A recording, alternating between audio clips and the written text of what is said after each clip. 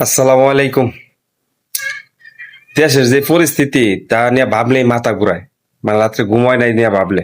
কারণ দেশে দুর্ভিক্ষ যেভাবে বাড়তেছে, যে মিলে মনে করেন বিপদ আইতেছে, অনেক মানুষ এটা কল্পনা করতে পারতেছে না কি হইতেছে দেশের মধ্যে। ওখানে অনেক জায়গার মধ্যে তেলের লাগা অনেক কিছু বন্ধ হয়ে গেছে, গাড়ি ঘোড়া বন্ধ যেতেছে গা, অনেক মেল ফ্যাক্টরি বন্ধ যেতেছে গা, মানে অনেক চাপের মধ্যে আছে দেশ অনেক। তো এগুলো নিয়ে ভাবলে অনেক কিছু ভাই। এখন একমাত্র এই বিপদের থেকে বাঁচাইলে আমাদের আল্লাহ বাঁচাইতে পারে। তা আল্লাহর কাছে বেশি বেশি নামাজ পড়েন, দোয়া করেন যে আল্লাহ আপনি আমাদেরকে বাঁচাইতে পারেন, এছাড়া কেউ বাঁচাইতে পারবো না ভাই। একবার ভাবতে পারতেছেন না কি বিপদ যাইতেছে।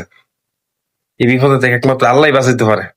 ইরান আর আমেরিকার যুদ্ধ যদি শেষ না হয়, মানে দ্রুত যদি সমাধান না হয়, মানে আমাদের দেশে 20 সালে যে লকডাউন গেছে না, লকডাউনে কি কষ্ট করছি ভাই, এর থেকে দ্বিগুণ বেশি কষ্ট করতে হবে এখন। বুঝছেন নি? এখন মনে করেন মার্কেট মুভমেন্ট বন্ধ করার ঘোষণা দিয়ে দিছে যে সন্ধ্যা 6টার পরে মার্কেট খোলা যেত না, মানে বিদ্যুৎ দিতে পারতেছে না। অনেক বিপদ ভাই, অনেক। এই বিপদের থেকে একমাত্র আল্লাহ রক্ষা করতে পারে। আল্লাহ আপনি সবাই রক্ষা করেন, আমিন।